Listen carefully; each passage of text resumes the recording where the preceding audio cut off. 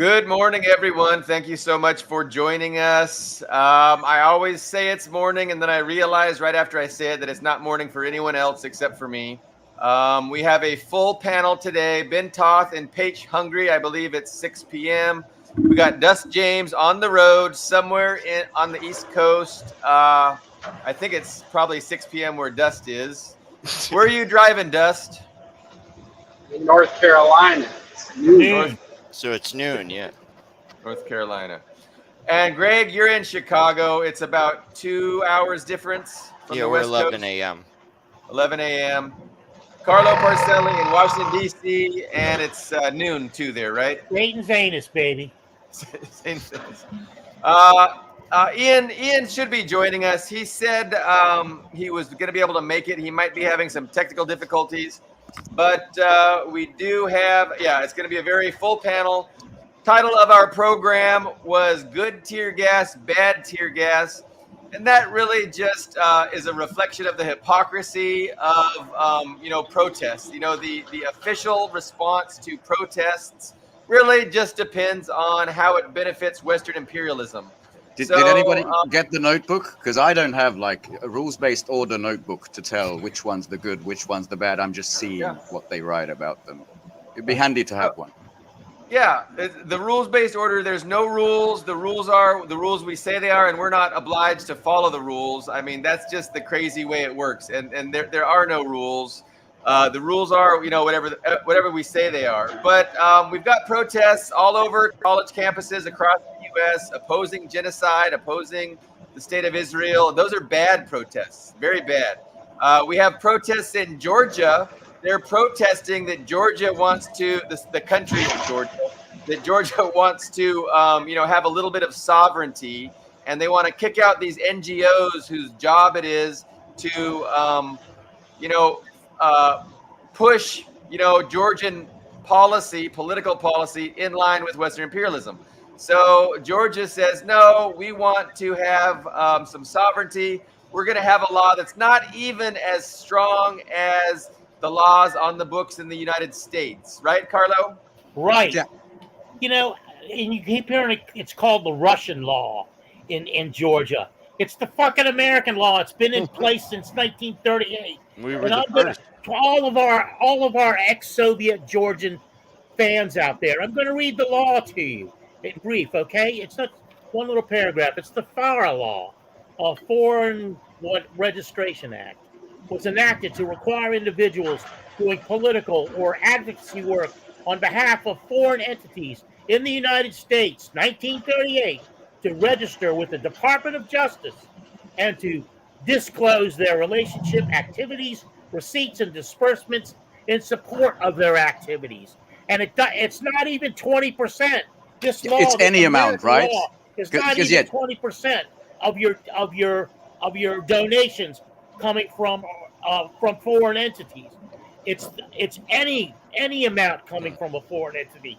So I can't tell you how this frustrated it makes me to see thousands of people so duped because you have the delusion that people are brighter than that they're smarter than that. There's some progressive element going on, and it's not.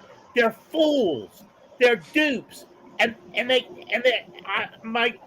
kept emailing out.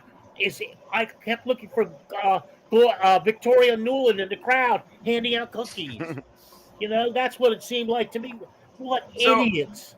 There's some serious protests going on again in the state of Georgia, the nation state of Georgia, opposing this legislation that says NGOs have to, register, and they have to explain where their funding comes from. A lot of people in Georgia, the pro-Western element, are very angry, and they're taking to the streets. But Ben, didn't that law pass Parliament?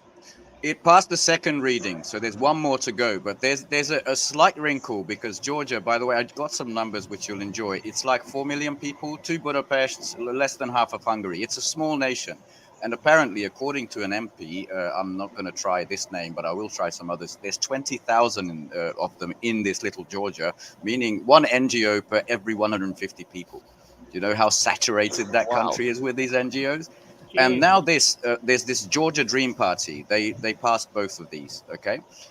And they're the ones that the guy who launched it, yeah, he's a billionaire, and they call him billionaire, kingmaker, corrupt, all of that Western stuff. He made his money with connections with Russia. But the president, who I'm not going to try, a woman that has bitch in it, like something bitchvilly, I think is her name. She grew up. She was born in fucking France. She grew up in France. Her parents ran from the Soviet fucking Great October Revolution, 1920, to France. It's exactly like the liberal opposition to the Hungarian. We have the same, you know, the Sovereignty Protection Bureau. It's about the same if you get money from abroad. And all of these foreign fuckers. She went along with the good democracy-loving protesters. Then this opposition guy came to the fore, and he had a very good counter-protest where he said, this fucking war party, man, we're going to get rid of it.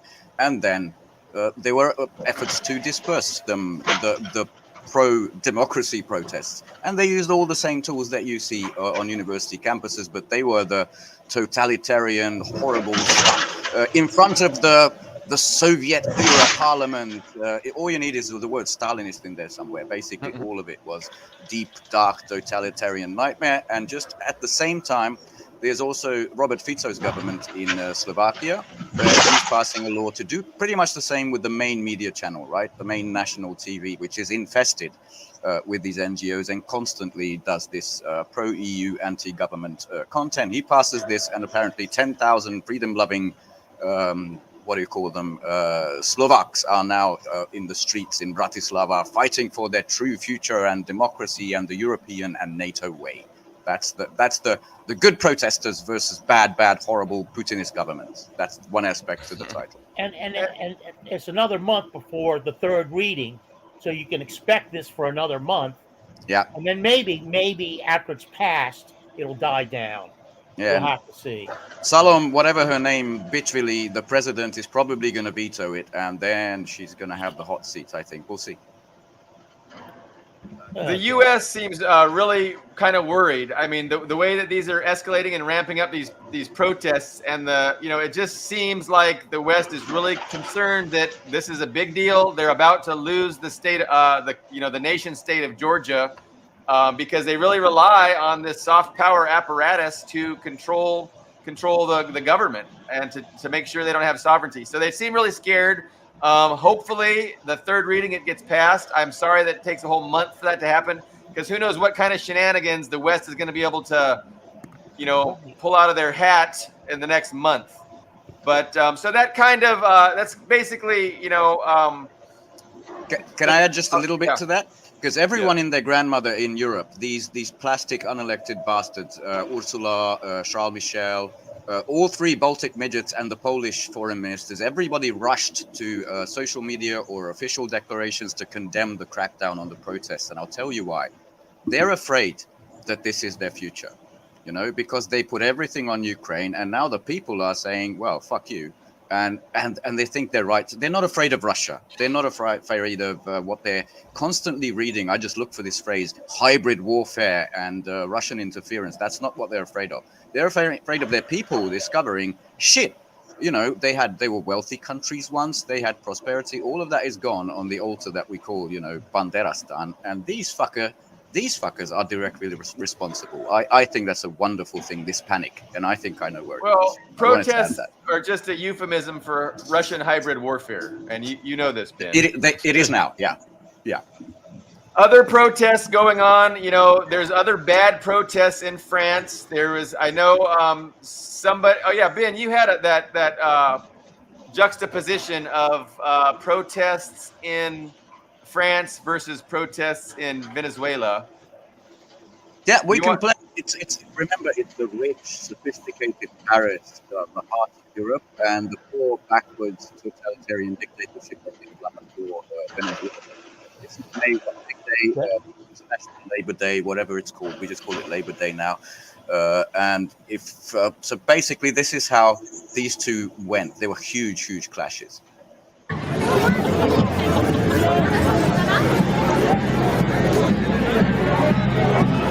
Was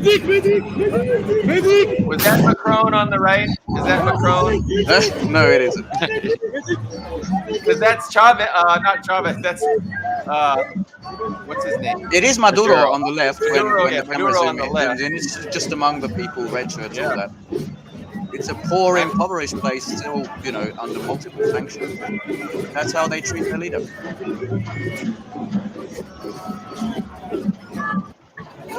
Just reminds me, every photograph I see of the totalitarian, blood-sucking, horrific, parasitic Kim Jong-un, he's always among a sea of people. I don't really even see security there. But yeah, that's the contrast. That was the May Day protest. So those were bad protests on the right, obviously. Yes, And, they were anti-NATO, anti-Olympics, and basically anti-funding Ukraine. And anti-Macron, obviously.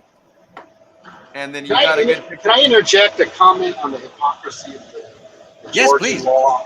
Yeah, I think it's extremely hypocritical of the United States to get mad at Georgia for wanting to protect their sovereignty against U.S. interests, CIA money, NGOs. It's pretty obvious what's going on. But then in the United States, if we look at the labor movement, we look at civil rights, we look at oppressed people, we look at Chicanos.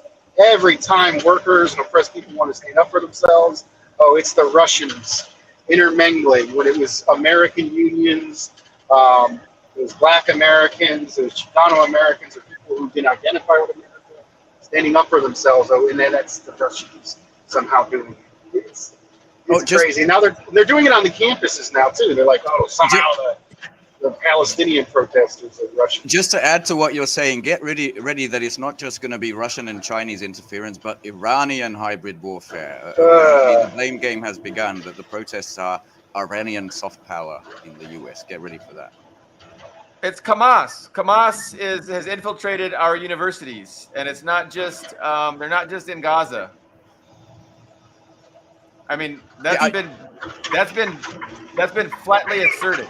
I've heard different Israeli politicians flatly assert that. I didn't want to cut you off. I just wanted to add to what you were saying. If you wanted to go anywhere else, just go. No, on. I was done. Yes, please. I think I specifically mentioned the Uhuru three, who were basically told they were Russian assets for having someone on a Zoom call. Can you contextualize that? So, what is the Uhuru movement, right? That's a rather small. Yeah, they're a legacy group going back to the 70s, and they actually have some real connections in Jacksonville, around Florida. And their offices were raided by the FBI, and 3 of the members of the organization have FBI charges. And supposedly for being Russian agents, and the only case against them is one government employee of Russia was interviewed on a Zoom call on a line. Holy shit! That's it. Guilty by association. This is the chairman Amali Yashitela. That's the Uhuru movement? Just so I don't get them mixed up. Yeah. Who's in jail, right? No, he is basically.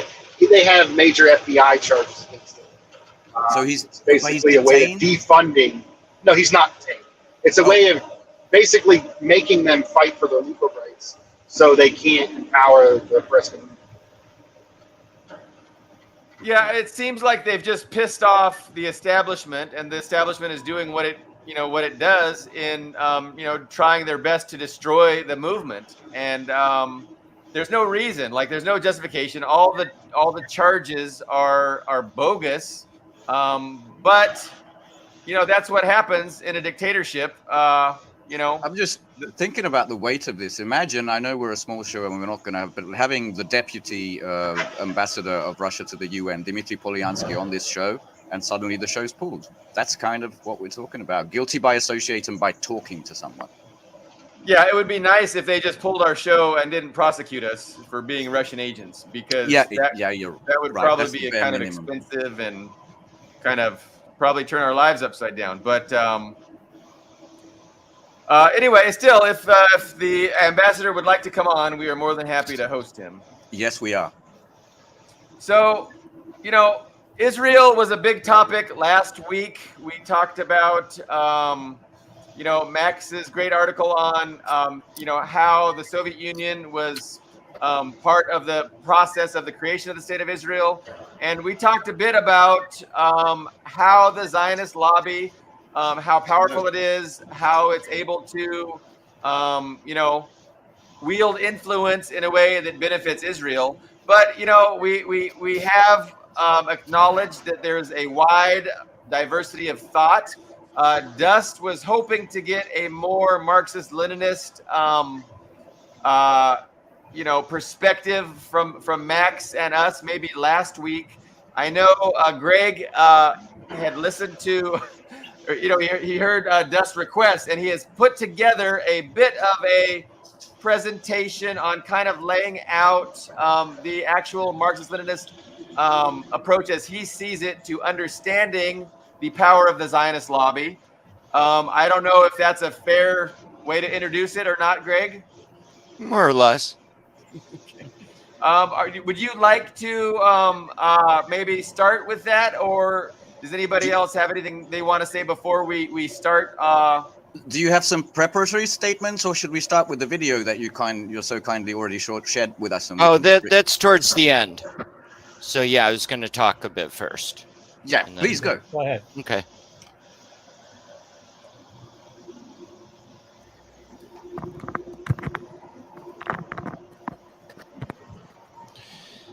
So as Billy said, this is to follow up on the last episode and Dust James' request to provide a Marxist-Leninist perspective on U.S.-Israel foreign policy. I cover some comments on the thorny subject of the Zionist lobby and anti-Semitism, as well as a sketch of the political science around the question of the lobby and foreign policy. First, why do Marxist-Leninists oppose anti-Semitism? In short, anti-Semitism has a long, ugly history, and we oppose all oppression.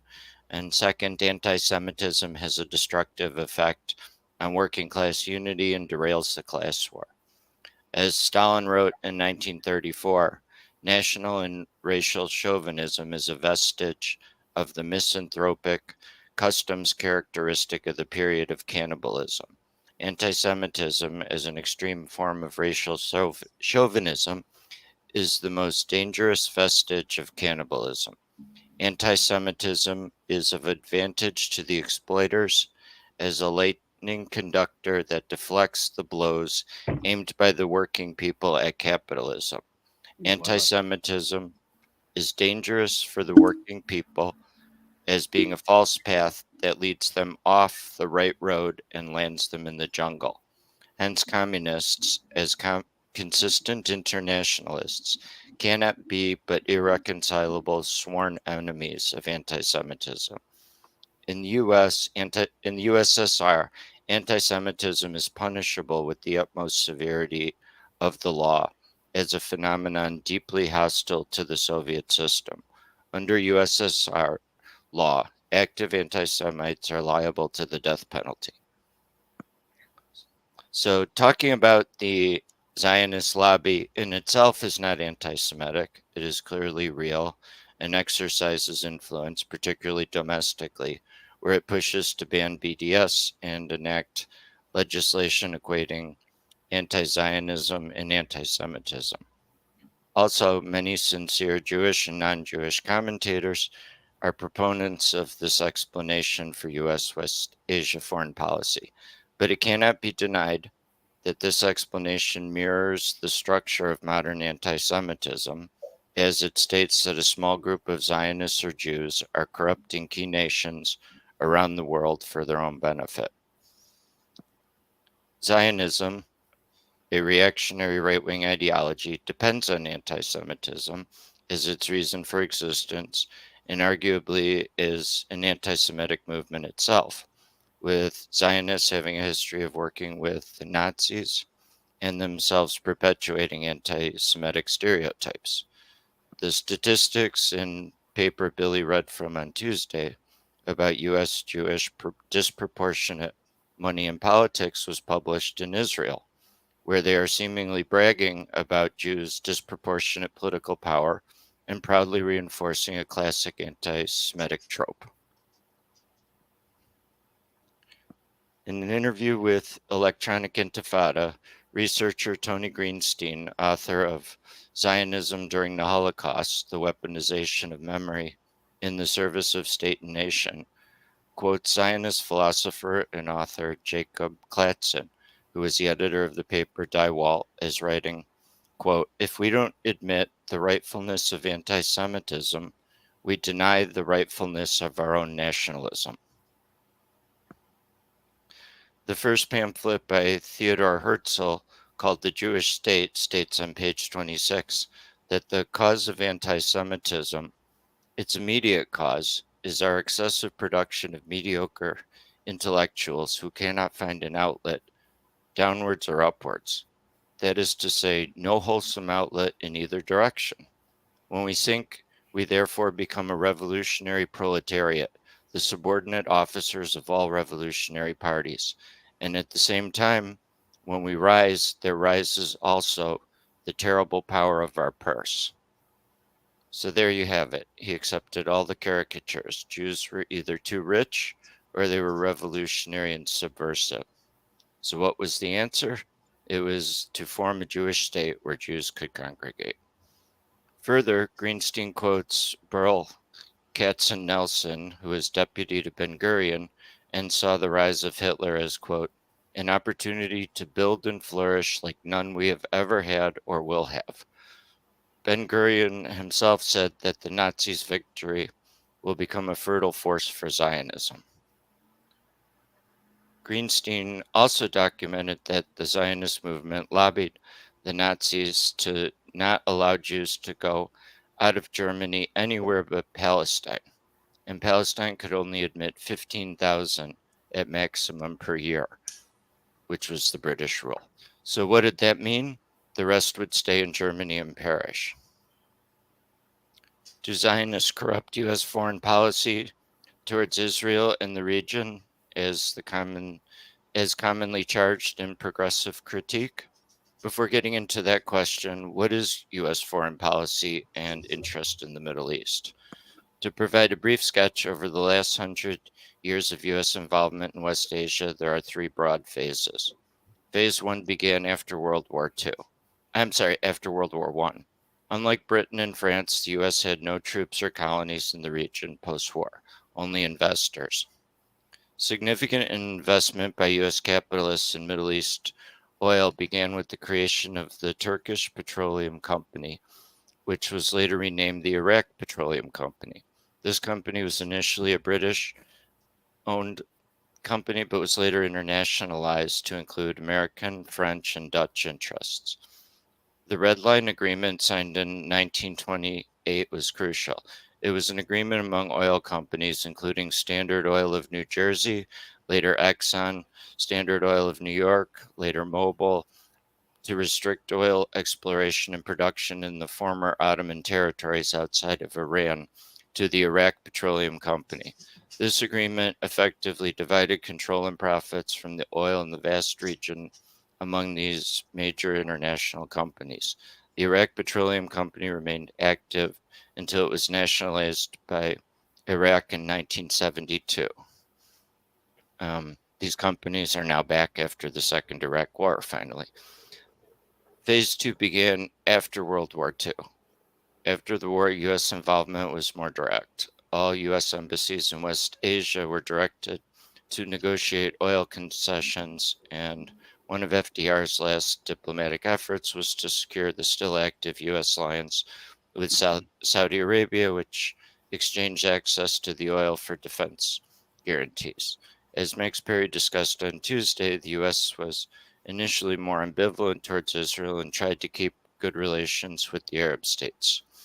U.S. support towards Israel entered its third phase with the 1967 war and Nixon's dramatically increased support after Israel successfully beat back Soviet allies Egypt and Syria. Aid increased from millions to billions of dollars per year.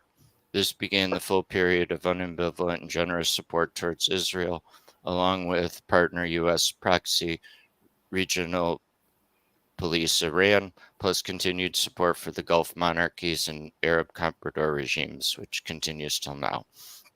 Going back to the question of corruption, how does progressive political theory understand the state and representative democracy generally? I asked prominent liberal progressive intellectual ChatGPT to provide a brief summary. It stated, quote, "The state can function as an impartial arbiter of public interest provided it is structured and reformed appropriately through measures such as campaign finance reform, lobbying, regulations, and transparent governance. The state can effectively represent the balance diverse interests, prevent any single class or group from dominating, and ensure fair policy making that benefits the broader society. The focus is on reforming and perfecting the democratic apparatus to shield it from being hijacked by narrow, corrupt, or elitist interests, thus allowing it to function as a true democracy." So in this view, the Zionist lobby is seen as corrupting the U.S. to act outside of public interest or against national values and in the interest of a few wealthy ideological Zionists. If we shine enough light, then the appropriate lobby reforms could be enacted to restrain the lobby and return the U.S. foreign policy to a more rational and humane grouping. Let's contrast this with the Marxist theory of the state, which is simply that it is an instrument of class war and control. The key question is which class controls the state. In State and Revolution, Lenin wrote in 1917, "A democratic republic is the best possible shell of capitalism. And therefore, once capital has gained control of this very best shell, it established its power so securely, so firmly, that no change, either of persons or institutions, or of parties in the bourgeois democratic republic, can shake it. Revolution alone can put an end to the bourgeois state." So for Marxists, the key question is whether supporting Israel is contrary to the interest of the U.S. capitalist ruling class.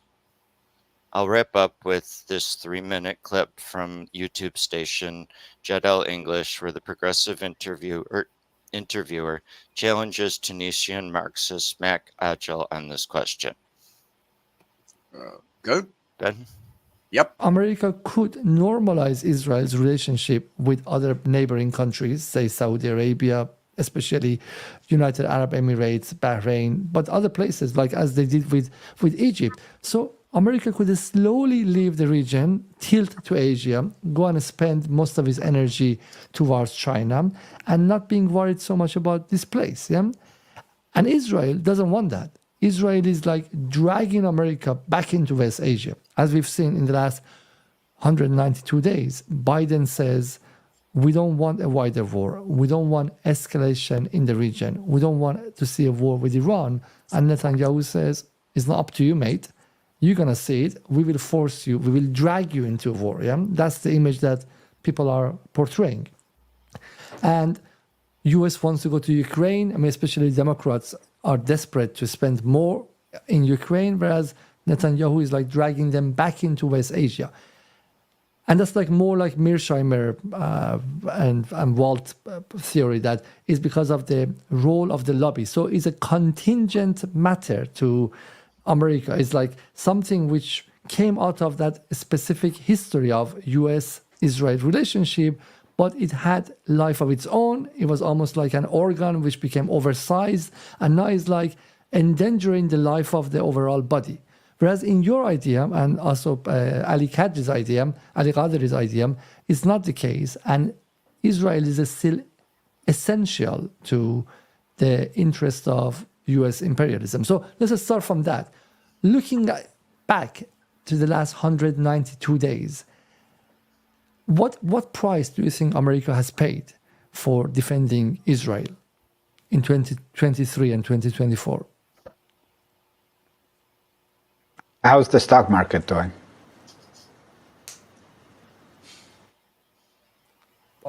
In what sense? Well, how's the stock market doing over the last 6 months?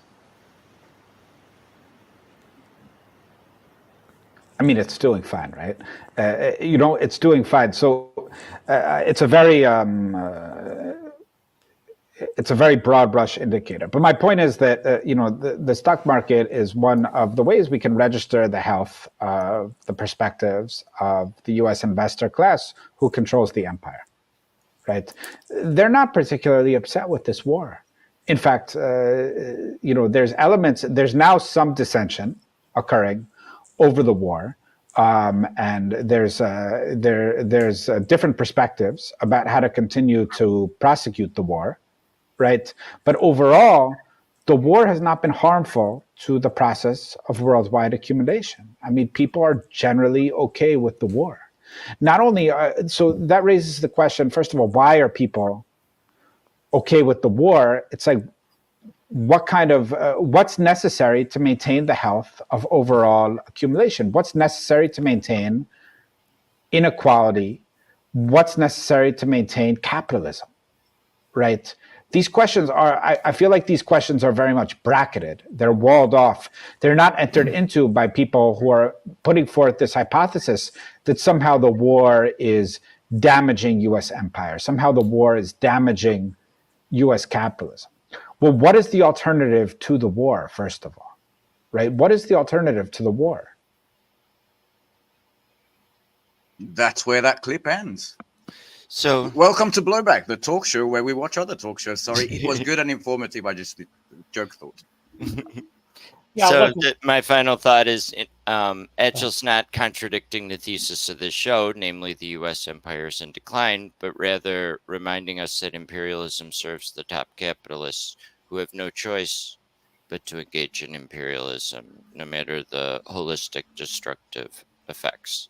but he didn't. He misspoke. I mean, first of all, the stock market is down. Can you show the stock market, Ben? I don't actually see it. I did at the beginning of the show, but I can't see it. It was back up. It was poking 40,000, and now it's down to 37 something. But it's not because he's right. It's not because of the genocide in Gaza.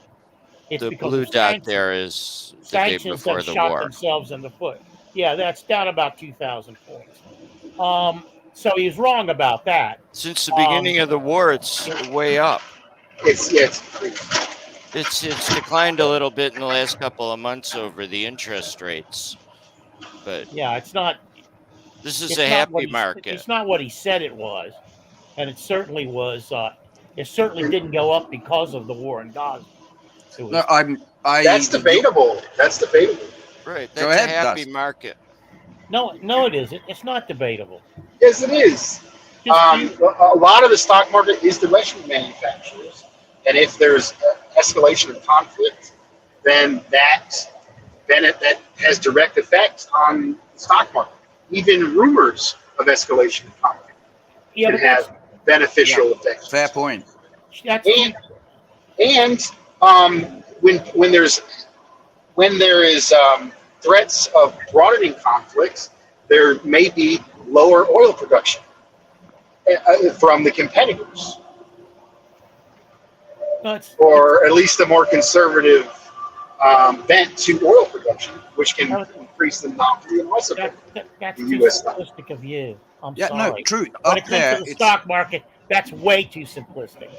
Okay, but it's the Dow Jones Industrial Average. So what industry does America have other than the war industry? I think that's a fair point to make, that it's mostly Northrop Grumman, Raytheon. These people are very happy. I think that's a fair point.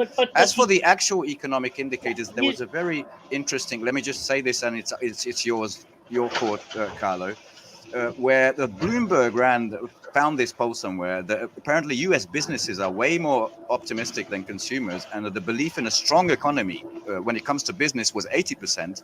When it comes to people, it was just 20%. So Joe Biden can say best economy ever in the goddamn million years. The people don't feel like that. Even though the stock market, this big casino of futures for the big corporations, is looking fantastic for them. Go, Carlo. Joe Biden does not have a southern accent. He's a northern. That's my bad Joe Biden. The way you can stock exchanges tallied, excuse me, is they have a select group of corporations. I think it's 20. And it's not That was 30, exclusively, yeah. not nearly exclusively, the military-industrial complex. They're not in what factors into the Dow Jones daily average. They're not involved in that calculation. What is them? It was What a are very these? loose analysis, but I think the overall point of the speaker from the But video it's was not, they don't influence that average. So what that average reflects is, first of all, grifting. They're stealing from Dust. They're stealing from Billy Bob and his family, and Dust and his family, and they're stealing from me and my family, because they saw an opportunity to raise prices because of places like Ukraine and other and this worldwide so conflict has a destabilization. positive effect on the stock market.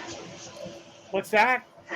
So conflict has usually has a positive effect on the stock Yep, stock. that's the nature of the Yeah, machine. it But I rallied. understand your point That's being that essentially what he's saying. a lot of But it if is you- fake. I do understand that part It too. rallied for years after the Iraq War started, much to my surprise. So I'm not did sure. I did mean, we we're getting kind of misrepresent you, caught Carlo? up. I want to kind of really focus on Greg's presentation and if there's any what our overall opinion is. So Carlo, I'm not sure what you're saying regarding Greg's perspective.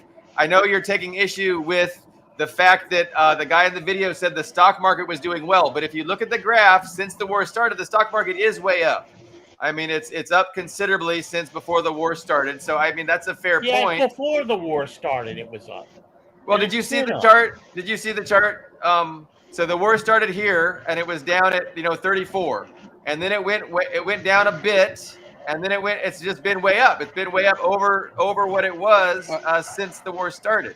Yeah, but it So has. Which war? Which war are you talking about? that's the Israel's October 7th. Gaza war.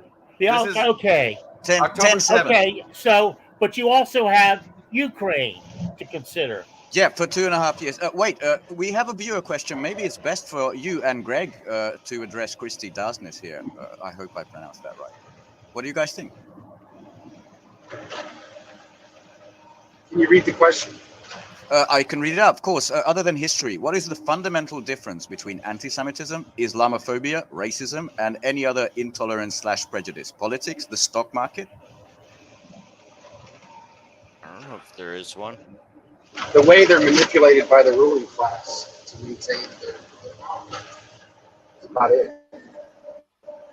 Okay, I don't want to be unfair to any perspective. I got Dust's point, which I think is valid, that a lot of at least the Dow Jones Industrial Average has to do with weapons manufacturers. I got the other point from Carlo that a lot of that is fake. We had very good evidence of that this week, because Apple lost like 10% of its smartphone market in China, and it went tumbling down. And then it did the biggest stock buyback in history, which is, basically fraud in any other country. And then it climbed like 8% in stock value. So I get both of those points. I hope I treated those perspectives fairly. But yeah, the US economy, other Boeing than the is casino part and the of the grift Dow. and stealing from everyone, is still based on war material. Bad war material, as it turns out now. Was that fair? What do you guys think? Yeah, that's Starbucks is on the verge of collapse in a lot of Starbucks and McDonald's, yeah, they're running out of rich Americans, and they're betting on a future in China where there's actual rich, wealthy, So- they call a middle class. whose perspective is more accurate? I mean, do we see a big distinction between the two people in the video? If I could clarify my position, like it doesn't even have to the stock market barely physically represents industry itself. And a lot of it has to do with banking, which is also removed from production. And a lot of it's simply the general feeling of the capitalist ability to invest. They seem to like conflict, as our other speaker said, with the rise in stock market. I mean, Was that the clutch? why worry about the stock market? You've got tens of thousands of innocent people dying in Gaza. He was just making a point. The speaker was just making a point about how the ruling class benefits. Okay, so they're saying the evil Zionist lobby is the liberal was saying the evil Zionist lobby is having undue influence on the American government.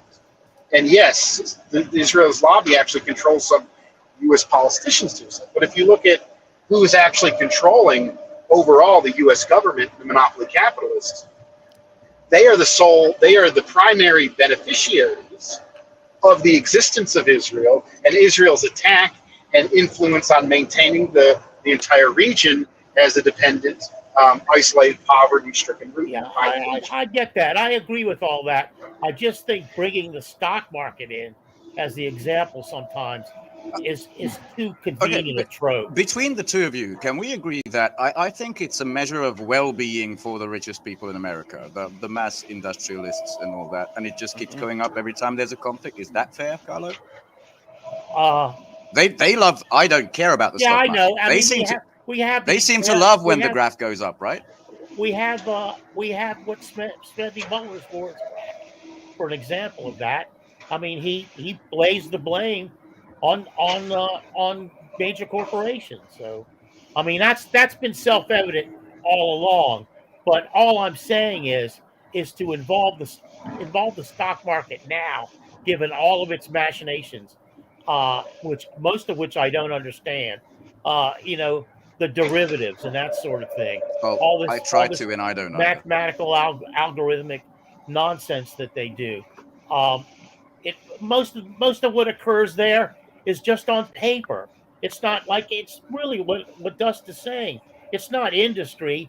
It's just a manipulation of paper, and what that has to do ultimately with one industry or another is oversimplified when you lay it on one industry or another. Not to be too boring, but let me read through the companies in the Dow. There's 30 of them. 30, right? Okay. United Healthcare Group, Goldman Sachs, Microsoft, Home Depot, Caterpillar, a manufacturer who is involved in the war, Amgen, McDonald's Corporation. Oh, I want to add Home Depot is owned by the same corporation that used to own the Z, Blackwater, which was private contract. Okay. To add to that, there's a whole lot of cross ownership when it gets to this level of. Sorry, continue, Greg. Salesforce, Visa, American Express, Travelers, Honeywell, manufacturer, J.P. Morgan, Chase, Amazon, Boeing, an arms manufacturer, Apple, Intel, Procter & Gamble, Chevron, oil, Johnson & Johnson, Merck, Walt Disney, 3M, Nike, Coca-Cola, Walmart, Dow, Chemical, I assume that is, Cisco Systems, Verizon Communications, and Intel. Well, I was surprised NVIDIA wasn't in there, but a lot of banks were, meaning the guys who lend out money with the prospect of getting much, much more back. So that's pretty educational. It's like a basket of goods that they just arbitrarily assign and gives us this basic measure of overall economic well-being. And it has its uses, it has its drawbacks. When I watched that back and forth between the two gentlemen in the video, and the guy on the right, he says the U.S. investor class controls the U.S. empire, and he acknowledges that the U.S. investor class has different perspectives. So I don't see a disagreement between those two people. Once you admit that the U.S. investor class has different perspectives, I mean, you're essentially, you're in alignment. You're in broad agreement with the other side that says, there's an influential Zionist lobby that is doing what it can to push U.S. policy in a certain direction. So, again, if you have this many innumerable political factions that have different interests, but also an overlapping broad interest, obviously, in this case, it's an overlapping interest to support Israel and keep the Israel project alive. But there's also a disagreement on tactics, like how should Israel behave? And they fight it out behind the scenes, and what results is the actual policy. And so right now, Biden, due to a lot of political considerations regarding Israel, is really trapped as far as what he can do to as far as policies in order to make sure he has a chance in the next election. So he's kind of constrained by these political considerations, and those political considerations include donors. It also includes public opinion and I think shifting that's public opinion. a little idealistic. I mean, if we Okay. look at the foreign policy, it's set a few times a century. It doesn't alter. I mean, when Agile was saying there's some back and forth, that's over tactics. He was saying there is no option to the war, which I think is the essential point, is that, the U.S. ruling class understands Israel has to fight a war now. Yeah. And, they might not want to, most of them don't want to expand to Iran, and there's some strategy and tactic issues, but the existential nature of this war is not really debated or True, supporting Israel. I think Billy Bob's point remains that it's very inconvenient to have this genocide. I mean, Rafah is what everybody's waiting for, an actual ground offensive on Rafah, which would be horrific, to make no mistake about that. And that for Biden would be basically that I don't think he can win. He may go down with this ship. Yeah, so he's doing... Destroy him. I don't really understand the difference between the two words, tactics and strategy. I think one is more long-term, but tactically he's trying to play, the Saudis are trying to play, let's put pressure on Israel by us signing just bilaterally some weapons, some stuff, and then maybe they'll come around. But, what was it? Nancy Pelosi and Schumer both said that Netanyahu has to go, and they're clear. Basically, what they think is that guy goes, we'll put in some nice kibbutz-loving guy, and everything can continue as it was before, which it's clear it's not going to. But yeah, I think there's a point. Yeah, I mean, that's kind of a PR management strategy, as we've said, Yeah, even though there's what the Russians call a permanent state, and what Trump loves to call a deep state who controls most of foreign policy, it matters when there's a blob in charge if they actually get fucked up, like the Tories in Britain just got last night, like 80% down. Yeah, I think that's a valid point too. Yeah, there's considerations that, if it was the middle of Biden's term, he would say, go the hell ahead. I'm not even going to build this pontoon, whatever the fuck he's doing, this pier. Just go ahead. I'm going to shut down TikTok. Nobody can see it. Right, or have these fake fights with Netanyahu cursing him out. Right, all this stuff. I mean, that's just... He's got a blank check. Everybody knows it. He said, whether there's a deal or not, we're going to go into Rafah. Meaning we don't give a fuck what America thinks. And we're not going to do a damn thing we've declared. There's a principle, a Marxist principle regarding the interconnectedness of everything and how everything is interrelated to everything else, in a certain way to a certain extent. And so when we talk about PR, like PR matters and perception matters, and it might not matter as much as actual policy, but all these things are interconnected. And sometimes I just feel like certain perspectives want to just make these monolithic statements about things, and it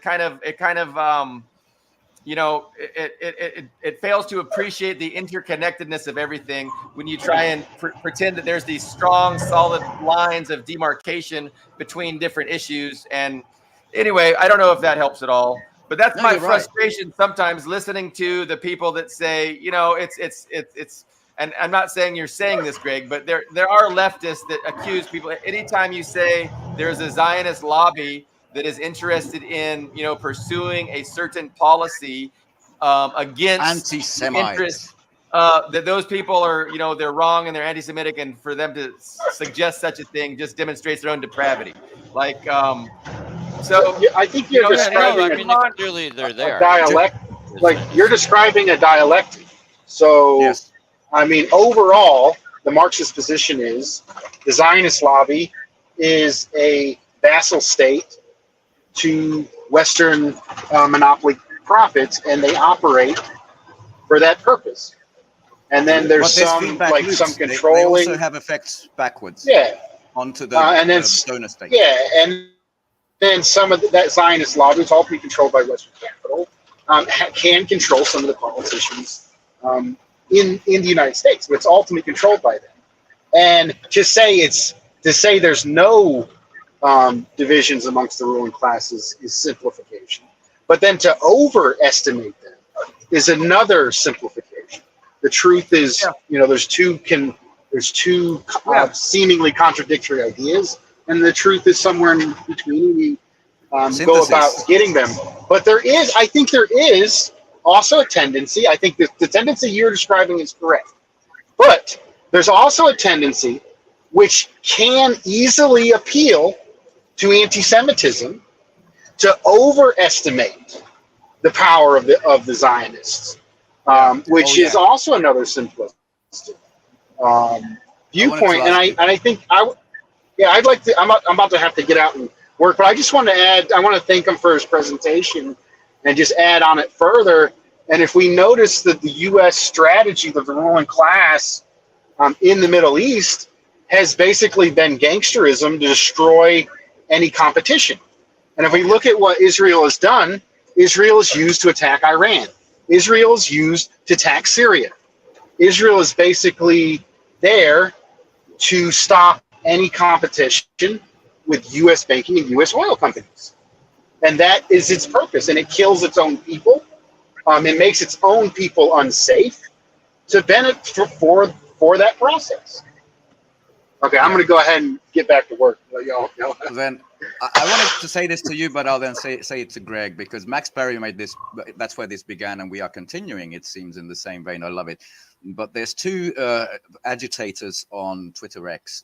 Both of them are like brain-damaged MMA assholes. One is Jake Shields. The other one escapes me, a mustache guy. And they were both blocked, like really rabid anti-Semitism stuff, blocked by Elon Musk. And they both kind of, I think they paraphrasing, say they kissed the ring.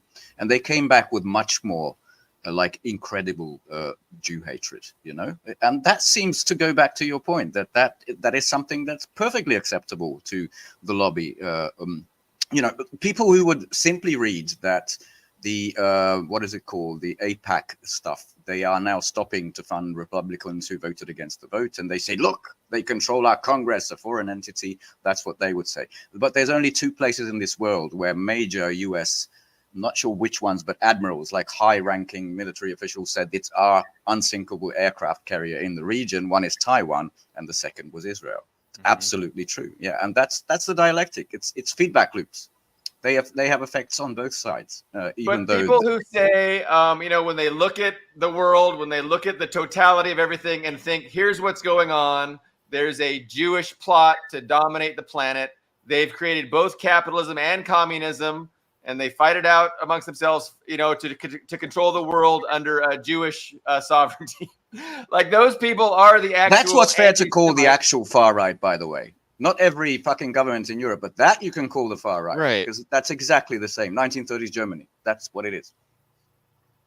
And then there's the other side, and I want to bring up my most hated European party, the KKE, the Communist Party of Greece, who, like, overtly, they have this big announcement saying, we consider this Gaza-Palestinian inter-imperial war. Palestinian-Israeli inter-imperial war. That's what they consider this, for fuck's sake. Worst revisionist party in the world. Because they do the same thing with, Ukraine and Russia. And yes, they do that because, unless you're a Marxist-Leninist political party controlling the government, then you're just an empire. They've been really, really bad for a long time on their analysis. No Marxist-Leninist likes the KKE, really. Ian was going to join us. He's having technical difficulties. He's in a Sevastopol hotel, and it did let him down. So I know we're broadcasting to some of Ian's places, his forums, and so he's sorry he was not able to make it. He's supposed to be back, not next week because he'll be on vacation next week too, but assignment, we like to say he's on assignment. But anyway, yes, enjoy, Orthodox. Easter is coming up, the inauguration of Vladimir Putin. Then there's Victory Day, obviously. You're probably going to have a splashing old time. But if you're still watching us, I can break this up slightly with synthesis that I think Dust alluded to, when there's an idea and there's a thesis, the antithesis, and then it comes together. Just check this out. We might just play it twice because I love it.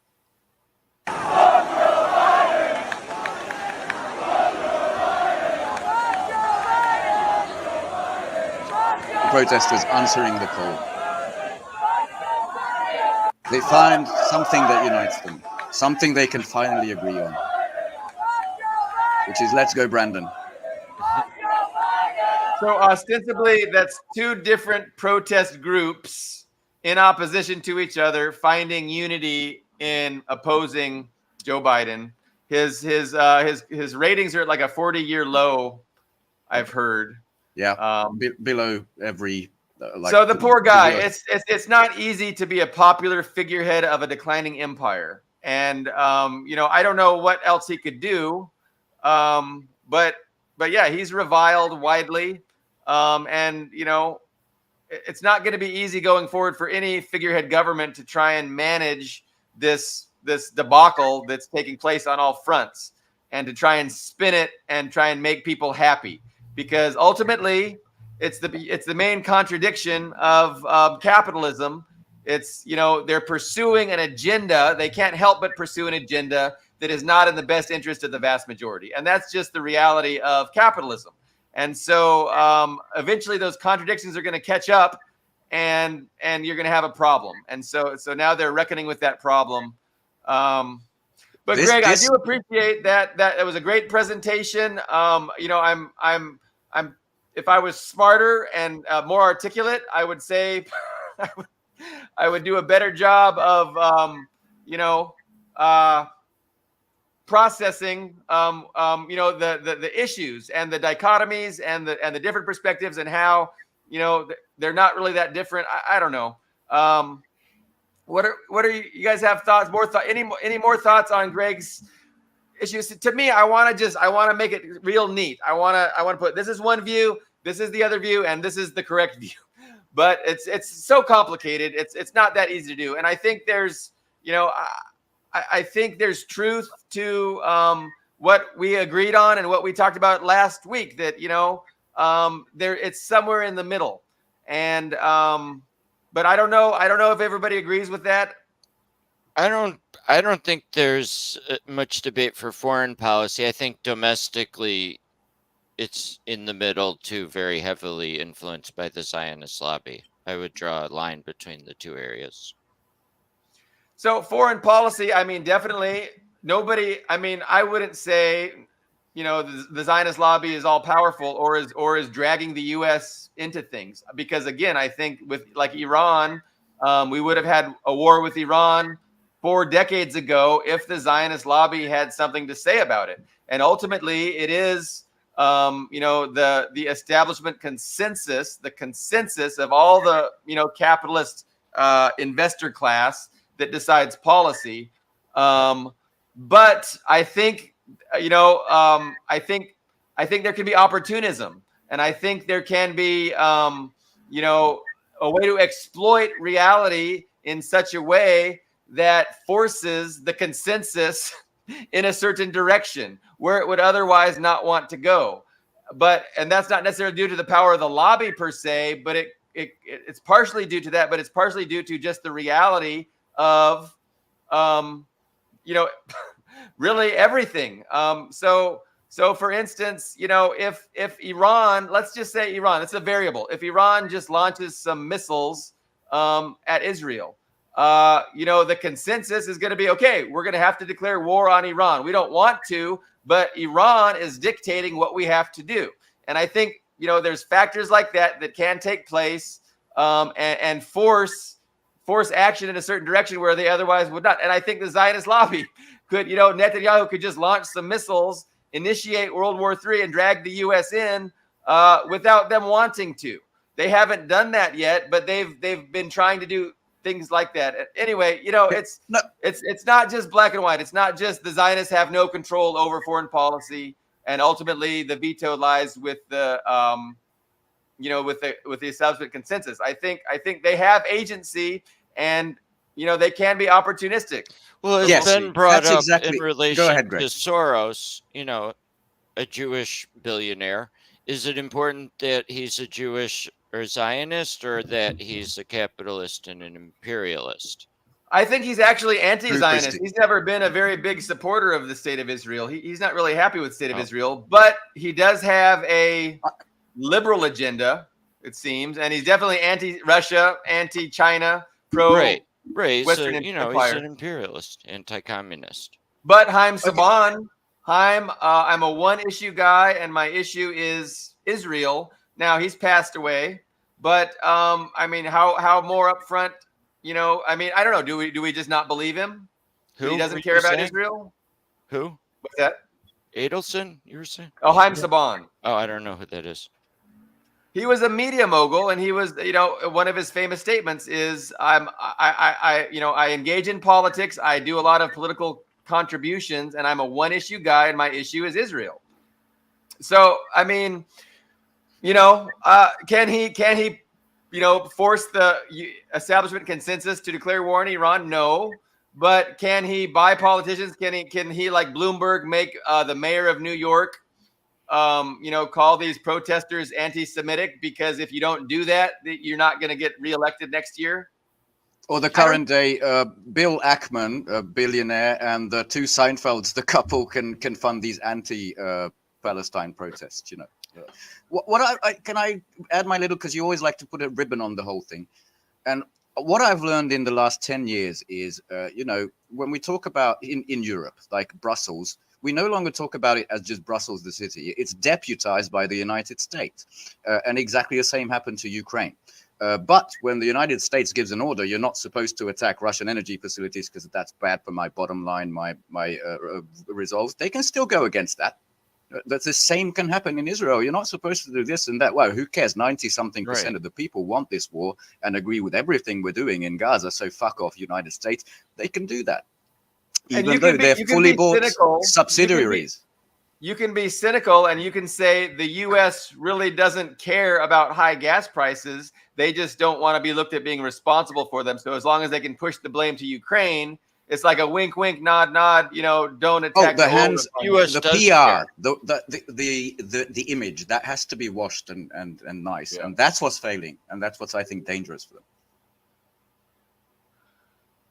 But I mean, historically, that's been a big problem. High gasoline prices are a disaster here, right? Yeah, especially for the party in power. It's and the economy. It's a domestic political consideration, and I agree with you. I don't believe that it's a wink, wink, nod, nod. I think the U.S. is actually unhappy, but they've empowered this entity to act how in their own interest, and their interest thinks, you know, hey, we've got to do this, and they're going to do it. I think we all agree that Israel is far more important than Ukraine because of where it is, the energy-rich region of the world, far more important. Dust is back on foot, it seems. I'll add him. Hey. Don't know if you've been listening or you want to address any points. Yeah, there's. I wanted to address the George Soros comment. I would argue that I'm listening. Earlier, I would argue that George Soros is not a liberal. George Soros is primarily an imperialist who uses progressive imagery for the benefit of imperialism. Like he doesn't actually doesn't support any of the causes that he claims to support, and he's not an accurate representation of those causes. And the causes that he does supposedly promote are simply ways of manipulating those causes for the benefit of imperialism. I would agree with everything you said, except for the one part that this is not liberalism, because the Open Society Standard. He's not socially liberal. Liberalism is. He's not socialist. You're right on that. You're right on that. But no, I mean that's what I would define a liberal as somebody who pretends that they uphold principles. Like that's how I define a liberal. But it's been 2 years. No, I mean liberalism is about liberalizing the bourgeoisie, basically. That he is a liberal. He's for free markets, free speech to liberate the bourgeoisie. You know, it's been 2.5 years. Communism or feudalism, depending on using a naive definition where liberals are actually genuinely believe in what these principles, and I don't think liberals by definition believe in their principles. 2.5 years of the SMO in Ukraine and 6 months of the slaughter, the genocide in Gaza, and these people, you have to be blind to not see the hypocrisy of liberals today, who can just say, you know, Ukraine is fighting for beautiful freedom and Western democracy, and so is Israel. Like, that's transparent now. I'm gonna probably try to. Thank you. You beat me. Okay, so let's get to some comments. I want to include our great viewers. So yeah, Paulie's bringing up 4th of May Remembrance Day. So yeah, anti-Semitism is definitely real, and I mean it was definitely led to a lot of innocents dying in World War II, and again the Soviets were the primary. They were the ones that ended the Holocaust, liberated the death camps, and so I hope that in Amsterdam they're not giving the United States credit for that. But I'll bet they are. Also, Yasha, I'll expand on this. The bad kind is called a choking agent. That's what they use for the authoritarian tear gas. So yeah, good point. Back in the beginning. There are different degrees of chemical agents, ranging in severity. But yeah, who knows what they use on the universities compared to what they use in Georgia. I agree with Christy. Judaism isn't in conflict with Marxism, Leninism. It's Zionism. I am not sure what HR 6090 is. Anybody know? Unfortunately, I don't. It sounds like an act, like in the U.S. resolution. U.S. bill, but I don't know it. And then the May 4th demonstrations, it sounds like there's going to be a lot of people protesting and opposing Israel's actions. And again, those protests in Western Europe are going to be met with, violence, probably. I mean, who knows? But they're probably going to be repressed. These protests are probably going to be repressed. And those are the bad protests. So we support the good protests. We denounce the government ending those good protests in the state, the nation state of Georgia. But we denounce the protests in France and Western Europe and in the United States that oppose Israeli actions. And also not just opposing Israel actions. They're opposing the U.S. enabling. The U.S. is the prime enabler of Israel. Israel could not do what they're doing without the United States, and that needs to be made clear, and everybody needs to be reminded of that. Adding a little bit to that, your protests, I mean, you have the most, SWAT armored people cracking down on them, but they spread to most big Ivy League UK universities and a bunch of a Sorbonne, I think, and one other French, and there hasn't been such a crackdown yet. But yeah, I agree that's coming. But as to Paulie's point, these things, the British, I think, are blocking up a memorial to save it. That's from the government to convince people that, look, the Nazis are back. People who actually want to save Gaza are not going to attack fucking Holocaust memorials. They're not going to do that. It's the government saying, look, these terrible, horrible, that idiot, we still don't know where he's from, Tom Cotton called mini Gazas, the terrorists. That's fear mongering, I would say.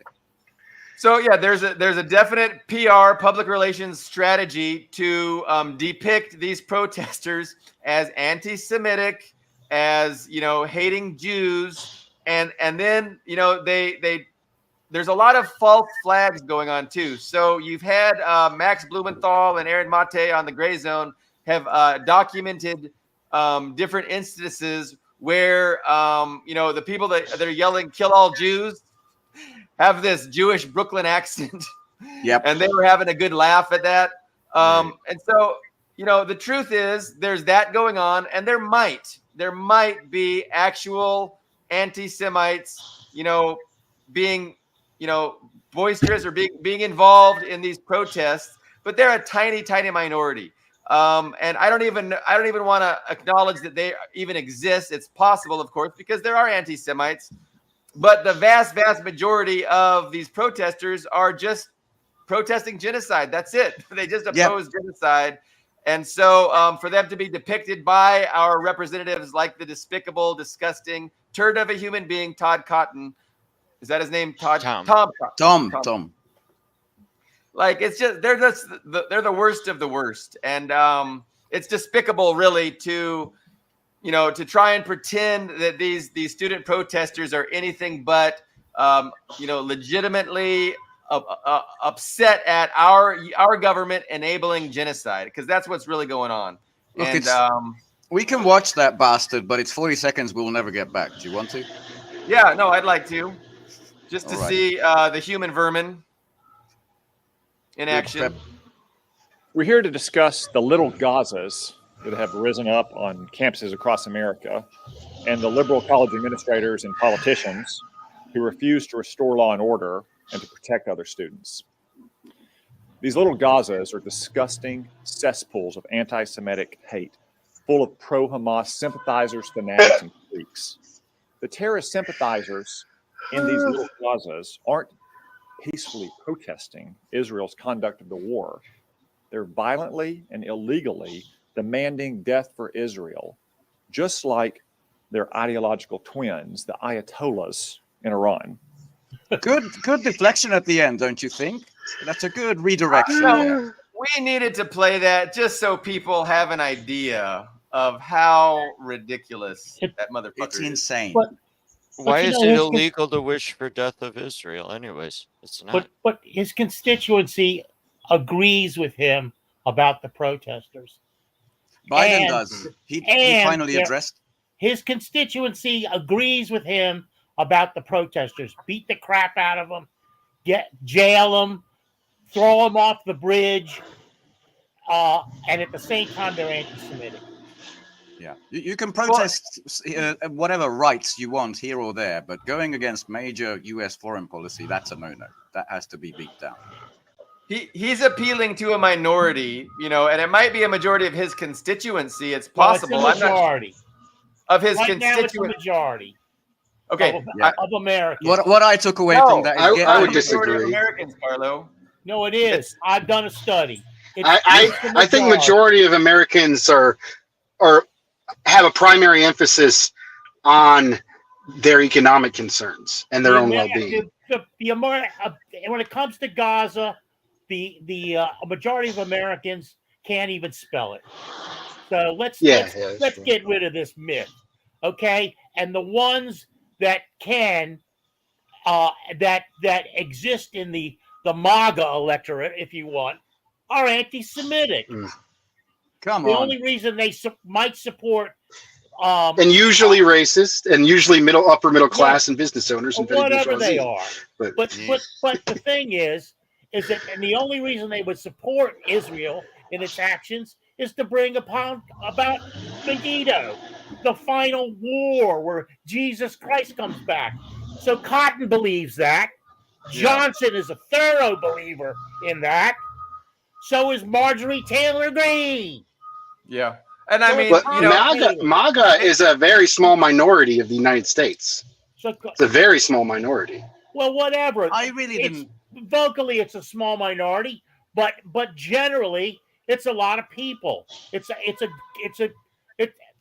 30% of Americans are evangelical Christians. Okay. So I don't know if those leaders actually espouse those Christian beliefs, or if they just pandered to them because they know they're popular among their own electorate. But if you do a polling, the polling is quite clear that a majority in the United States, especially of the young people, and it is kind of divided by age, but the young people are pro-Palestine, whereas the older generation is pro-Israel. But I think if you look at a base majority, it's not in favor of Israel's actions. They oppose what Israel's doing. They want a ceasefire. That's the majority of people. I think Republicans still support by a small majority. That could be, but then it's Democratic. And the biggest Zionist, I learned the biggest Zionist organization is Christian. So the right-wing Christians, like Carlos is saying, and Republicans, some of his constituency. This is the major point that Billy Bob said. This is the youth. I don't think they fall neatly into these categories. They can tune into TikTok, see people being unearthed from mass graves, being their hand tied, and they say this is wrong. And I couldn't be happier for that. I know you lovingly call them ninnies because they can't point it out on a map where Gaza is, but they can see this horrific crime. I think I know what HR 690 is, 6090, and I think it goes, it talks, because of this demographic shift in perceptions regarding Israel-Palestine, that's why they're going after TikTok. And that also is why I'm assuming HR 6090 is the law that's saying, the anti-Semitism law? Yeah, the anti-Semitism law. And it says if you criticize Israel, you're anti-Semitic, and you cannot tolerate criticism of Israel on the campus, or you won't get federal funding. I'm pretty which sure includes that's the Christian Bible, by the way, which claims that the Jews, as an example in that bill, that the Jews killed Christ. That is now anti-Semitic by law. If Biden signs it, he hasn't signed it, I think, to the best of my knowledge, but it has passed. But all of this censorship and these laws, this legislation is due to the fact that they're not being able to control the narratives, and the polling data scares them, right? With the amount of young people not going along with the Israel consensus. So I think, we just got to understand that. What did Christie say? White power dictates to uphold and continue to exploit racism. Yeah, it's a divisive tactic. Look, I lost my train of thought. But let's go back to Vietnam, okay? Maybe it'll come back to me. Okay, Vietnam. Chomsky talks about going around to talk with his anti-war message. 5 or 6 years after Dien Bien Phu, so the United States had firmly taken over the war in Vietnam by then. He would go and he would talk to 2 or 3 people in their living room, and then finally the protests after the Tet Offensive, boom, the people didn't want the war anymore, but they still voted for Nixon on the notion that Nixon and Kissinger, you can believe this, Nixon and Kissinger had a peace plan, which they lied. They had nothing, so that's how much they were really paying attention to it. And so if you're going to argue that Americans are underinformed, then there were thousands of people in the streets, but by the same token, the reason that people were relieved to have the Vietnam War over is myriad. Some of it's very personal, some of it was very ideological, but it was myriad, but it was not informed. Largely not informed. I was there; they were not informed. I understand. I'm not going to argue with you. And now they're not informed. But as to I think I have go Dust. I think I have a root of this long-going discussion between what I see as liberal cynicism and Marxist optimism. And I think it goes. No, that's my seatbelt. No, but what I think that it comes down to, it doesn't matter what the majority of Americans think. What we're in is a protracted class war. And what I went out to my May Day demonstration on May 1st, and in Durham, and I'm in the South, which is it's a right-wing state. It's gerrymandered to the point where it's completely Republican controlled. The teachers are under assault. There's horrible conditions. There's criminalization. And I went out there, and it was hosted by, it was facilitated by PSL, but the majority of the speakers, who were very in support of Palestine, were mostly the oppressed workers and the working class. It was the Fight for 15 movement. It was the domestic workers. It was the tobacco workers, the agricultural workers. And they understood. These workers would be facing the worst conditions and one of the most exploited portions of the country, understood solidarity with Palestine. And we marched over to the university and we supported the Duke University students. And we heard speeches from them. So it's my optimism that I don't have to convince the majority of Americans. I just simply have to organize the most effective and most untreated workers within our system to build a power and form systems that can build off the problems with this current system and eventually overtake it. So I'm very optimistic, regardless of the majority of view of Americans. And you sound like everybody I knew in the 60s. Yeah, but it's not exactly the 60s like anymore, Carlo. Look where we are now. It's far worse. No, yes, it's far worse, and we have more contradictions. They have less power. They have less soft power. They can't afford to bribe off as large of a portion of the population anymore. They're losing influence around the world. We're in a position that has more, I would say, more advantageous conditions for revolution than Right. basically the height of the empire within the 60s. Exactly. I agree. And just ripping off that point, the 60s, you were part of that big anti-war movement.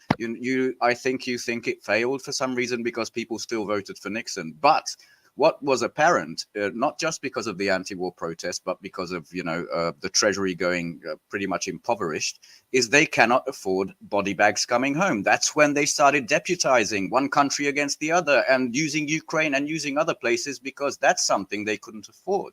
Well, That is something the, that is different today. So one is of the biggest, proxies, using proxies. They learned. But obviously one of the biggest things about Vietnam that caused the end of the war was conscription. It was the draft. Yeah, that was the lesson they learned. Yeah. So, but I don't know. To expand on how difficult things are going, I don't know. Ian's the main military guy, but do you want to talk about some military matters, or are you still, because this is a fertile ground if you have some thoughts here? I want to mention one thing about domestic politics in this country. Tennessee now requires, they passed a law that all the teachers, all the janitors, all the principals in their schools are armed, carry guns. Yeah, that's scary to me because we're still that's nowhere as bad. Okay. Jesus. That was inconceivable in the 60s. Inconceivable. We had I'm not sure that's going to end well for Tennessee, but that's no kidding. The entire history of Hungary, going back more than 1,000 years, we had one school shooting and never again, and even that was like 15 years ago. So we're nowhere near that. It scares the shit out of me what's happening with you guys. So on the other hand, also a small point adding to what Dust says in the nice, friendly South. The video we saw about the "Fuck Joe Biden" chorus, that was University of Alabama, a really nice place. I did not mean to belittle the 2,200 already arrested and pretty brutal crackdown in, New York and Columbia universities. I didn't mean to belittle. That's not the picture of all of these protests, obviously. Let's talk about the police a little bit too before we go. Okay? Do you want to? Because I wanted to. Okay, well. No, I just want to briefly say the scuttlebutt about the police. I was they're not wearing jackboots yet, and then I finally looked at their footwear, and they're wearing jackboots, just like trained by Israel too. Yeah, so trained by Israel, but they're letting the anti-Palestinian protesters, the Zionist protesters, just do anything they want. Yeah. To the. Did you see that they're shooting fireworks into the Palestinian camps, like fireworks that explode there and go, and bags full of mice and stuff like that. Just all kinds of stuff you would think, they get right from the Linebarger Ed Lansdale playbook. And they get away scot-free. They get away scot-free. So what does that tell you about the police and a police state? They like Lafayette Square, where they drove all the protesters out. So Trump could pull a Bible out of his ass, which he never read, was all caked with his shit, and hold it up. Give me a break. We can't oversimplify this stuff, guys, with this class war stuff, because it's very complex. You're not going to get anywhere with it. No, it's complex. I mean, what you can see clearly is the hypocrisy and like you were saying, how they treat the pro-Israel people versus how they treat the, anti-Israel people. No, but the cops are anti-Semitic. Yeah. Yeah. Well, I mean, if Max Berry was here, he would have made that point. Joke. Yeah. Joke. Trying to talk earlier. We ever heard too. So, go ahead. Dust, do you want to chime in? No, I was just saying Greg hasn't talked in a bit.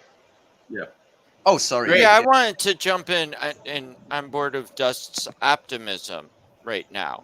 You know, it's rare in America to have this many people in motion and energized, and there's some real radical energy. I mean, I've seen videos of crowds unarresting people, um, barricades being smashed, and occupations being reestablished after the police took them down.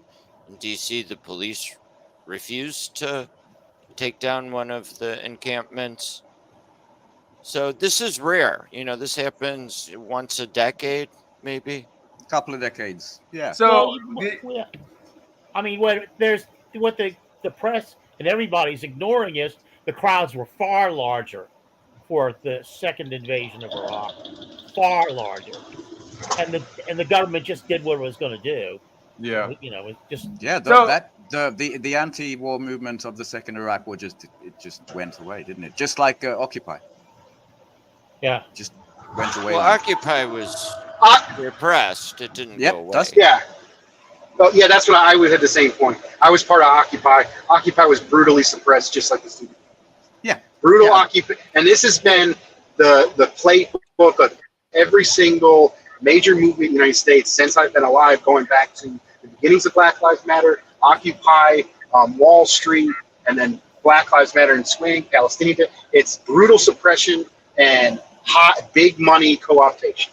They killed off the majority of the leaders of Black Lives Matter and co-opted the rest of them. Like, we're in the belly of the beast. We have strong enemies. It doesn't mean that people aren't wanting, willing, and ready, and you can see it within the spontaneous movements. We just got to put some organization onto it and build some power behind the sentiment.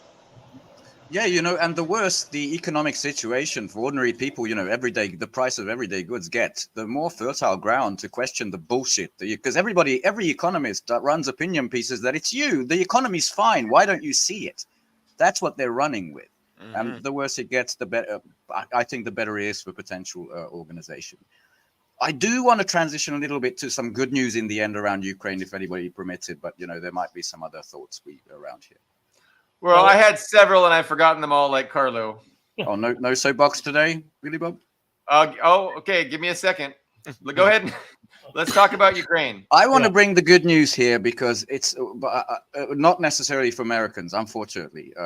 For Europeans, maybe we've been suffering enough because of the machinations here, you know, Nord Stream and all that. But the U.S. military machine, I mean, the PR is very damaged. The U.S. is isolated at the UN level, pretty much everywhere around the world. The PR is not working. But the military side, there was this stunning article ran by the Jerusalem Post, right?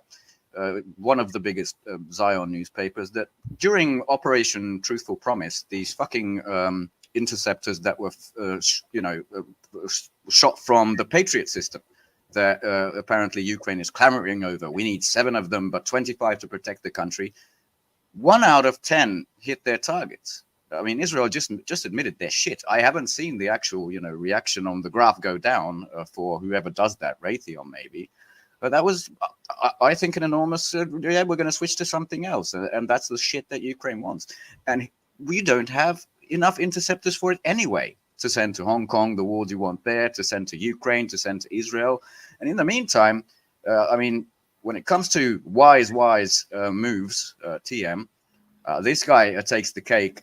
He says it like it is. I don't know if it's a good move, but check this out. If you cannot produce enough of interceptors to help Ukraine win the war against the country that wants to destroy the world order, then how are you going to win in the war against perhaps an enemy who is stronger than Russia? Think 2 steps ahead. People come up with some most incredible arguments to explain why Ukraine does not deserve to be supported. But the very simple fact is, if you lose in Ukraine, it will have a domino effect, and you will start losing everywhere. Look, still begging but threatening, and he does everything in his power not to say China, you know, like Trump says. But that's the main point. I've never seen anything like this, even from Mr. Harry Potter, tiny face, Kuleba. I have some. Yeah, other it's not things, but- looking good for Ukraine, and I mean, they're gonna say and do everything and anything they can think of to try and get the U.S. to save them, and that just means World War III. It just means Western boots on the ground, and I'm not sure the West is gonna do that. I Nope. mean, Or another Macron has comment, been threatening that, it's on the table, but he can't say it's off the table. Of course, he has to say it's on the table, but I don't think there's. I think I don't think the U.S. is interested in escalating it there, but hopefully they can. I have a poignant question I have a question for Ben. I think it gets to the crux of the flaws. Listening to the question while playing a video, no sound. What? The particular speaker, and my question is, how has the European labor movement fared with the increase of profits extracted from Ukraine? And how have the European people fared after the escalation of the war in Ukraine? And I think it directly, it's exact opposite of what the speaker was saying. The exact opposite of what? Sorry. Of what the speaker was saying, that they're going to win, that they win if Ukraine wins. And what has been the conditions for European workers and their labor movement since neoliberalism in Ukraine, with profits extracted, and then the economic fallout with the conflict? Well, everything is in a downward spiral, which the Brits love to call a cost of living crisis, which is, inflation because of severing all ties with Russia. And now they're trying to sever all ties with China, which would be an even more colossal mistake. So I'm just liking that they're doing everything to speed up this process of impoverishing Europe. As for the workers' movement, 1990, when the Soviet Union was around, that was the last time we actually had something of a communist party. There's tiny parties, CPGB, ML, that sort of stuff in Britain. But what we call socialists here is kind of what you call Democrats in the US. They're complete traitors to the working classes. So, people go to different alternatives. One is sort of the Christian conservatives that we have in Hungary, Orban, who says, I'm actually going to have a sovereign foreign policy. The other is Fico, who is the same kind of social democrat like the Democratic Party, but he also says, I'm going to have a sovereign policy. And that is the wildfire they want to stop at. And it just doesn't work around the old, the 1990s left and right anymore. Because they even call Fico far right, who, as far as I'm concerned, is to, Chomsky-esque guy. The thing is, that paradigm is really over. It's more of a top-down, people versus comprador or ownership class, and it's bad. But I do see a huge renaissance coming, not in the least from the emerging multipolar China-Russia world, and sovereignty, as in not comprador governments. I really think, I hope, is going to be a major factor in that. Is my immediate thoughts. I remember a thought I had about 10 minutes back, and it was involving the protests, and if we have a reason to be optimistic. And I'm just thinking about the Democratic National Convention, and what a shit show that will be. Oh, God. And it's like I just feel bad. You got to feel bad for these figureheads that are put in charge of being the face of this empire, because people are fucking sick to death of them. And yet they have to go through the motions. They have to do what they're going to do to pretend that, we're this, liberal democracy that, why doesn't everybody love us? We're all about human rights, freedom. Yeah. It's empty now. It's hollow. It's totally hollow. And yet, so there's going to be a lot of real angry people. And I wonder if they're going to even cancel the Democratic National Convention and just do it online. I'm thinking they're probably going to do it online because they don't want to deal with the spectacle of so many angry fucking people. If they didn't do it in 1968, they're not going to do it now. So they canceled it, right? They canceled it back then? No, they didn't cancel it. They beat the shit out of the demonstrators. Right. In Chicago. Well, we have a man, Greg Rosen, from Chicago. That was one of the worst beatings I've seen protesters take in my lifetime. So you think they'll just do the same thing? Yeah, and it's interesting because if I remember correctly, the two candidates were Nixon and Humphrey, and both of them were for the war. It's like it is now with Trump and Biden. They're both, I mean, Jesus Christ, what a choice. You know, Right. it's like, it's terrible. It's the best democracy money can buy. The best they Right. can give us is old man Biden, who's senile, or old man Trump, who's a mindless narcissist. Yeah, it's a tough. It's not easy for them. Have some empathy, Carlo. Imagine being a billionaire right now. It's got to be tough. It's always tough. It's a hard, life of work is what they say, I think. Can I just quickly address this? The thing is, it is exactly relevant because a lot of the people are planning for 5 years, 10 years. Rishi Sunak said, we're going to have a war economy by 2030. And now apparently the Germans and the Italians are working on the future laser super tank by 2040. That's how stupid they think. When in the meantime, the major players, Avril Haines, director of national intelligence, something, went in front of Congress and said, we expect a breakthrough in May or June on the front lines in Ukraine. Con Coughlin, one of the worst British, I think, a background in military, who's always been a big Ukraine will win, will destroy Russia, is saying, holy shit, they might not survive the coming Russian massive offensive. Imagine if this falls apart before November. I am in that camp. I know Ian's not here to defend his point of view, which, 2026 or something.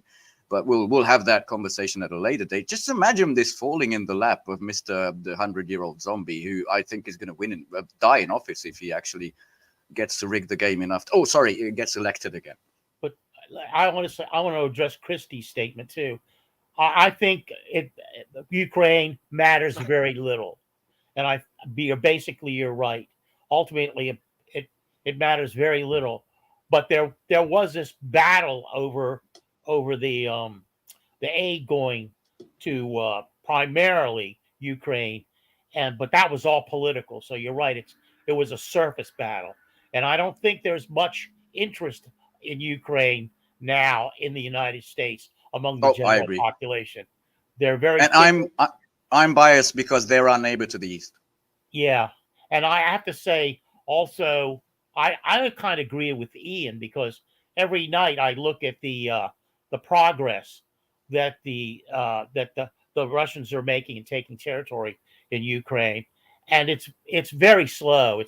I know that talking about a war of attrition, but you get to a point where when are they going to attrite the Ukrainian military? Why do you think every different day of the week Macron has a different opinion about sending his troops in? I think he's got more information than we does, and I think it looks very, very grim. Because, as you said, the Russians are not fighting for territory; they're fighting to kill every last one of these bastards. That's pretty explicit now. He's talking. Oh, go ahead, Greg. He made a new statement about this yesterday, right? Again, who did? Macron. He did a big, very dark interview with The Economist. It's got a full transcript and everything about, the blitzkrieg that overran France back in, before World War II. And we are at that moment. There's a triple threat facing us, and, very, very, very scary. That's what he did. But, before that, he said, no need for this. And then the British guy, the foreign secretary, whoever the hell is, says there's no need to send troops. He's having a panic attack every second day of the week. It's perfect. It's in his character, and it's lovely to see. And I think I know why. There's not going to be a French or British Odessa, and I think they know it. There's not going to be a Ukrainian Kharkov. I think the next administration, whoever it is, it's going to be their job to accept the loss and make the best out of it, and then pivot to China. That's going to be, so they're just trying to, they're trying to keep the status quo until November. But like we're saying, that might not be possible, because Russia might, not let the status quo last until November. But, that's the next administration. Their job is going to be to take the L. It's going to be less politically damaging to whoever that is, because it'll be the beginning of their term. And then they're going to do a pivot to China. But to back up a little bit on with Ukraine, what weapon, what army? I'm listening. Right. Talking about sending 2,000 people initially. Now, I know Ian poo-pooed that logistically it would be easy to do, but I got to tell you, I have to go with the Ritter and Douglas McGregor, and people that know a lot about that. And they say that even 2000, the logistics would be very difficult, especially given where France is and where Ukraine is, to substantially support that 2,000 troops. And then he's talking of escalating to 20,000, but his very own people, his very own military is saying, "No way, you dumb little prick. We're not doing that." He can't. And by the way, 2,000 people, in other words, that's 2 battalions. And Ritter, in a recent interview, I don't recall which podcast it was, said that the average lifespan of a battalion in intensive warfare like the one in Ukraine is 3 days. So that's what he's talking about. I mean, what did Germany send to one of the Baltic midgets, maybe Lithuania? They sent about 25 people. That's pretty much the Macron, the size of actual force they can project. It's nothing. Yeah. In the meantime, Greg Rosen's pissed. I know we've been on for long, but maybe you want... Greg Rosen's the British correspondent, the correspondent in Moscow of the BBC, who we absolutely love to hate. He just happens to have the same name as our Greg Rosen? Jesus, I'm an idiot. I'm sorry. Rosenberg, sorry. Oh, yeah, you go in there. I'm an idiot. Is his first name Greg? Is his first name Greg? No, Steve Rosenberg. I just got mixed up. I'm sorry. Right. Wow. Talk about a libel. Anyway, sorry, Greg. Sorry, Greg, if you're watching. Maybe we'll enjoy this as a winding off, or maybe some concluding thoughts. Go, Billy Bill. Yeah, I mean, I was going to just conclude because we're at 1 hour and 40 minutes. Let's conclude. I appreciated the discussion. I appreciate Dust James coming to us from his workplace, as always. And so anything else, Dust? I know we haven't let you get in for a while. Yeah, I wanted to respond to Ben's answer to my question. Yeah. And I would say in Europe, I think European sovereignty, is directly opposed to basically U.S. hegemony in a way. Yeah. And it needs to be supported. But I would say there's a reason why the anti-immigrant politicians are the ones speaking the loudest voices for that sovereignty. And they're part of the war against the oppressed workers, the immigrants within that country. And that creates a division. That helps paint the pro-sovereignty as the right wing. And I think similar to the United States, I'd like to see a unity between the most exploited workers and anti-imperialist sentiment. And I think there's some problems with the right-wing sovereignty movement, Trumpism, and I think it's designed that. Yeah. And to smear that position. I know it's a big can of worms to open right at the end of the show. But yeah, sorry, that would take a long time. But as far as if you're talking about, Marine Le Pen and to an extent Orban, I guess I agree with you. But it's a complex topic. Yeah. But it's thanks for having me on, and it's been a great discussion. I enjoyed the presentation. We enjoyed all of your company. Thank you, and thank you, Greg, for the presentation as well. Likewise, thank you for having me.